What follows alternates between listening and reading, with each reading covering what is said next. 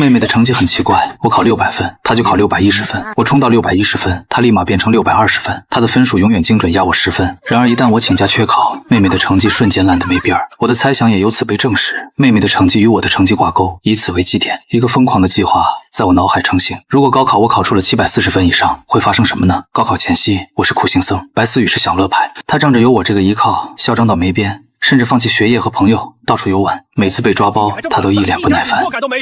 你们烦不烦？放心吧，高考状元肯定是我的。而我也没辜负他的信任，每一次模考，我都把他稳稳送上年级第1的宝座。我要让他在虚假的云端里醉生梦死，而我在暗地里正一步步逼近741分。高考前夜，白思雨还在酒吧狂欢，提前庆祝他的辉煌人生，而我早早入睡，养精蓄锐。第二天，站在考场外，我深吸一口气，这是我甩掉他的唯一机会。之后的2天考试，我有如神助，那些题目就像久别重逢的老友，每一个解题步骤都在我笔下行云流水。考完出场，白思雨第一个堵住我，他眼底闪着贪婪的光。考得咋样？好，前所未有的好，这辈子没这么好过。白思雨乐疯了，扭头就去找爸妈邀功，仿佛那分数已经是他的囊中之物。看着他得意的背影，我也笑了，那是猎人看着猎物落网的笑。高考结束后的暑假，白思雨拍着胸脯向爸妈保证能考全校第1，提前预支了巨额零花钱，不仅把手机电脑全换成了顶配，还拿着爸妈辛苦攒下的钱，跟着游手好闲的人出去挥霍了一圈，半点都不心疼。我想回乡下看爷爷，问爸妈要个路费，还没开口就被怼了回来。看什么看？家里没钱！对我一毛不拔，对白思雨挥金如土。我也懒得再心寒，自己去工地搬砖攒够了车票钱。出分那天恰好是白思雨18岁成人礼，为了在所有人面前以此生最高光时刻加冕，他办了一场极度奢华的宴会，7大姑8大姨、爸妈的同事领导全被请来了。宴会厅里恭维声此起彼伏。老白啊，你们家祖坟冒青烟，龙凤胎都这么出息。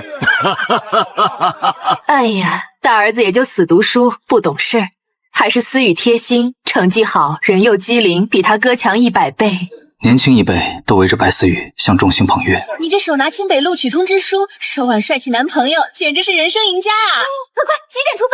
我们要见证状元诞生的历史时刻。白思雨穿着定制的高定礼服，像只骄傲的孔雀。别急，如果是省前几名，清北招生办会提前打电话来抢人的。电话果然响了，但不是打给他，是打给我的。在全场错愕的注视下，我接起一个又一个电话。北大招生组，清华招生办。我礼貌地回应着给出的巨额奖学金承诺，谢谢，我会慎重考虑。白思雨的眼睛都快瞪裂了，死死盯着自己毫无动静的手机。他强撑着面子，咬牙切齿地挤出一句：最好的总是亚洲出场。终于，查分通道开启，所有人一窝蜂地催促白思雨登录。我也在角落里默默点开了查询页面。尽管胸有成竹，可真到查分这一刻时，掌心还是微微渗出了汗。母亲先转头问我，语气随意：你多少？我把手机屏幕亮给众人，语气平静：741。全场哗然，我强压着心底惊涛骇浪般的狂喜，面无表情。成功了，我真的成功了。母亲愣了一下，吝啬的点点头，甚至没多看一眼，转身就扑向白思雨。快，思雨肯定更高。白思雨被围得水泄不通，想躲都没处躲。他颤抖着手指点下确认键，下一秒，他的脸僵住了，那表情精彩的像吞了一只苍蝇。屏幕上赫然显示着3个鲜红的数字，白思雨的声音都在哆嗦，周围死一般的寂静。有个不明真相的远房亲戚还在那儿闭眼吹捧。哎呦，思雨果然比哥哥厉害，正好高10分，真乃神童啊！人群中，一个叔叔弱弱的举起手，打破了尴尬。如果我没记错，高考满分好像只有750吧。空气瞬间凝固，白思雨慌了，冷汗把精致的妆容冲得这滑一道那滑一道。肯定是系统故障，查分人太多崩了。他发疯一样刷新页面，手指快要把屏幕戳烂，1次、2次、3次，那个该死的751像钉子一样死死钉在总分栏里。是不是手机缓存问题？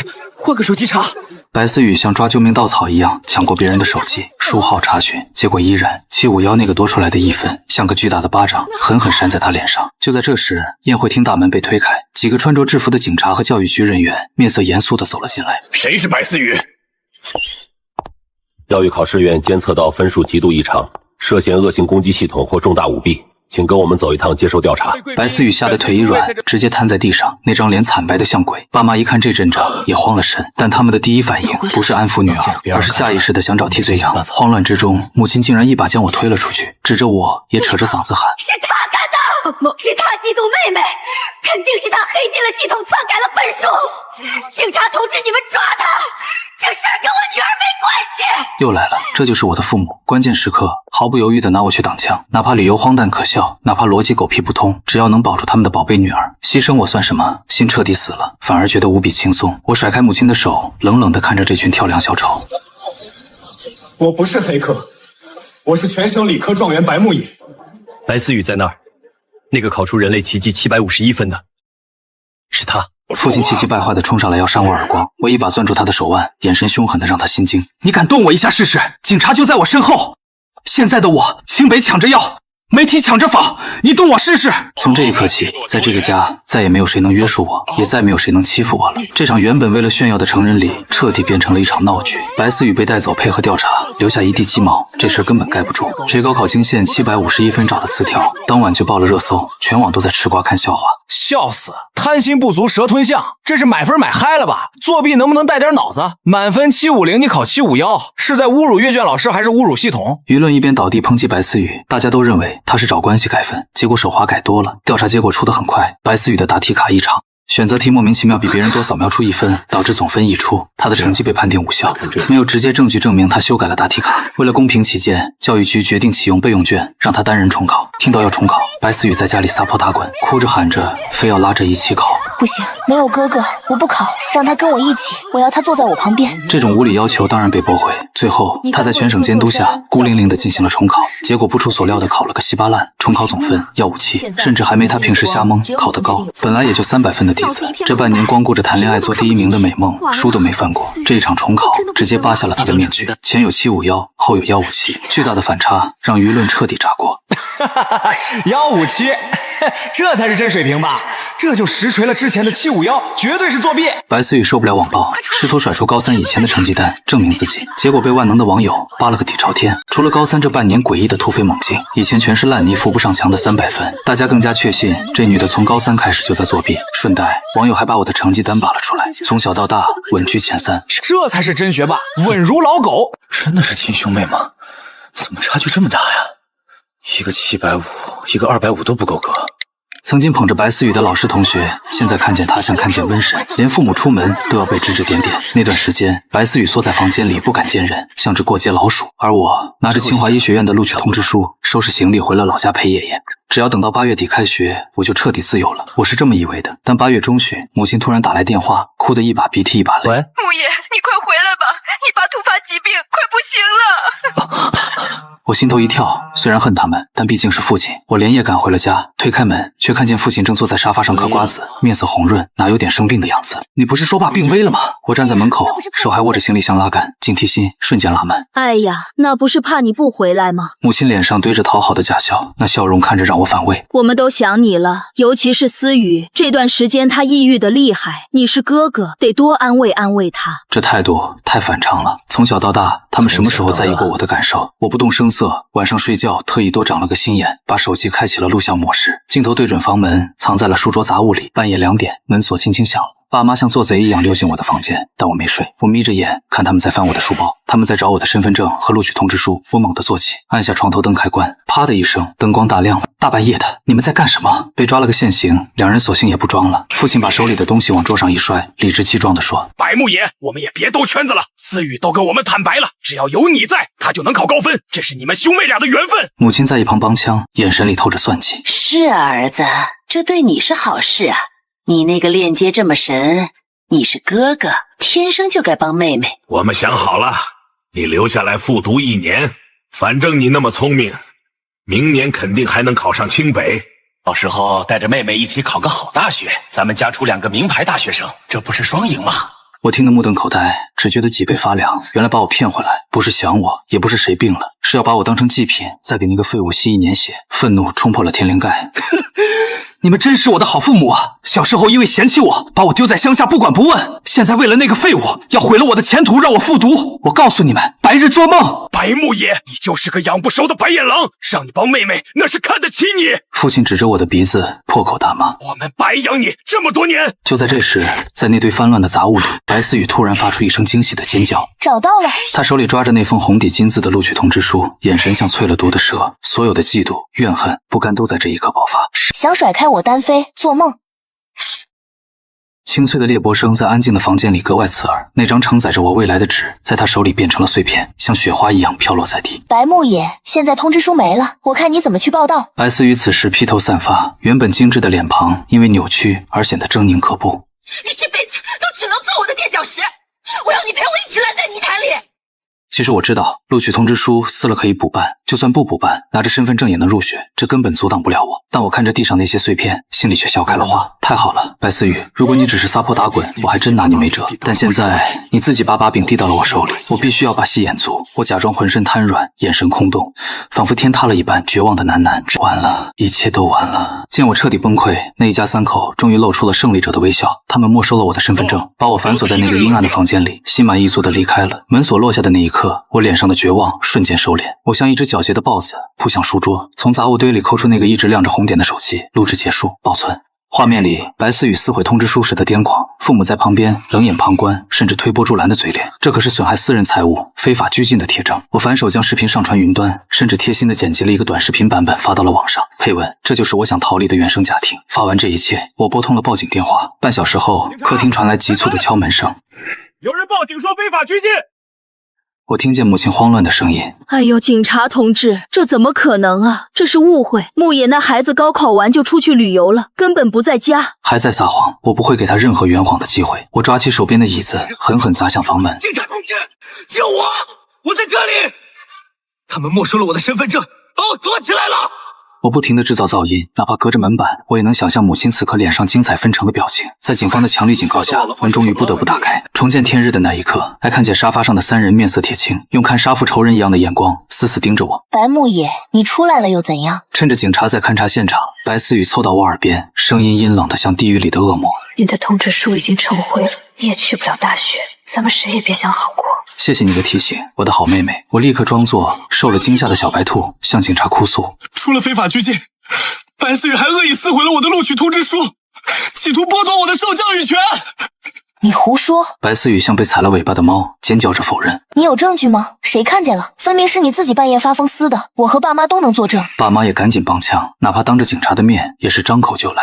对，这孩子压力大，精神不正常，自己撕的。他们以为只要三人成虎就能颠倒黑白，他们不知道时代变了。我慢条理的拿出手机，当着所有人的面点开了那个录像。那这辈子都只能做我的垫脚石。白思雨彻底慌了，他疯了一样扑过来，一把打掉我的手机，用脚狠狠地踩。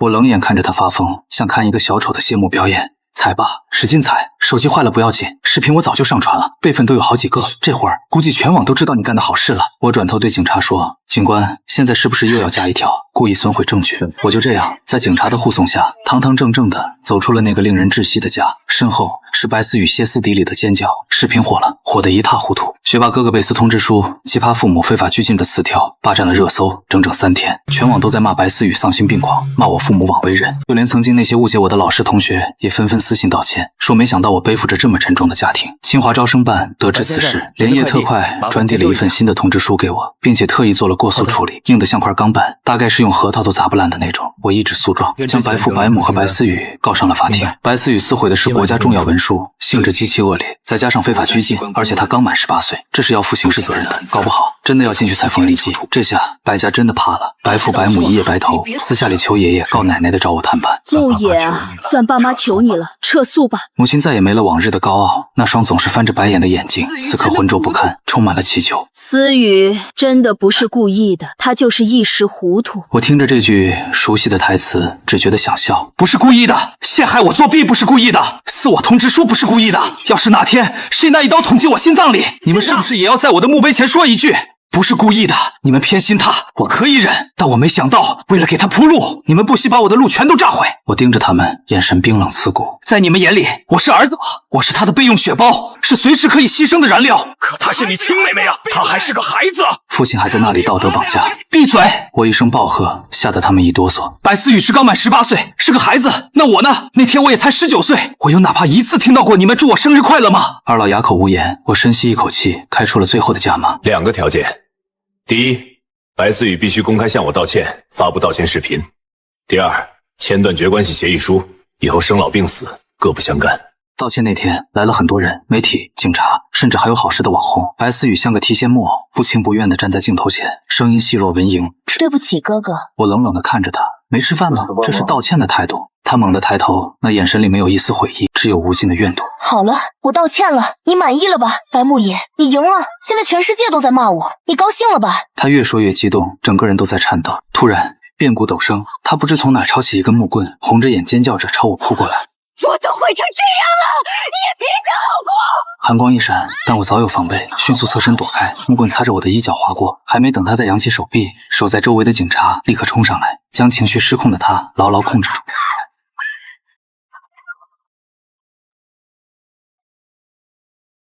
白思雨被反剪双手，脸贴着地面，还在疯狂嘶吼。金鸡狗，你是故意考那么好的，你是故意整我的。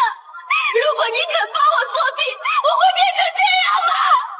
是你毁了我，是你！我居高临下的看着这个疯子，内心毫无波澜。白思雨，你可悲就可悲在，直到这一刻，你还觉得全世界都欠你的。我的高分是我无数个日夜刷题刷出来的。你想当凤凰，却连翅膀都不肯扇一下，只想趴在别人背上吸血。我不让你吸了，你就想杀了我。我蹲下身，凑近他的脸，一字一顿。毁了你的不是我，是你那颗只能看见捷径的心。我要去清华了，去拥抱我的新人生，而你去监狱里好好改造你的家法脑子吧，寄生虫。带走！警察不想再听他的风言风语，押着他离开了现场。身后传来他绝望而凄厉的哭喊。不想做了，撕毁通知书，非法拘禁，持刀行凶，数罪并罚。即便白家父母倾家荡产找律师，白思雨最后还是被判了有期徒刑3年。而我也拿到了签好字的断绝关系协议书，如愿以偿，彻底摆脱了这个泥潭般的家。白家父母后来试图给我打钱，大概是所谓的良心发现，或者是恐惧晚年无人送终。我一分没动，全退了回去。我不欠你们的，也不想再和你们有任何瓜葛。大学4年，我拼了命的学习创业，我抓住了每一个机会，积攒每一个铜板。毕业那年，我和朋友联合创办的医疗科技公司正式敲钟上市。我站在聚光灯下，西装笔挺，意气风发。就在庆功宴的那天，我在公司楼下看到了2个熟悉又陌生的身影，白父白母老得不成样子，满头白发，背也佝偻。他们看见我，浑浊的老泪纵横，冲上来想拉我的手。木野，我的儿啊，回家吧！爸妈知道错了，真的错了。以前是我们瞎了眼，猪油蒙了心，你才是我们最好的儿子。他们哭得撕心裂肺，周围的路人纷纷侧目，有些不知情的人甚至露出了同情的神色，但我只是冷冷地抽回手，甚至有些嫌恶地拍了拍袖口，不存在的灰尘。迟来的深情比草贱，我看着他们就像看着2个陌生人。这几年你们不来找我，现在看我公司上市了，有钱了，突然想起我是好儿子了。不好意思，我不需要。可是思雨她……母亲还想说什么，那正好我打断她。全赞，你们只有白思雨一个宝贝女儿，但是你们的心头肉，这福气你们慢慢享。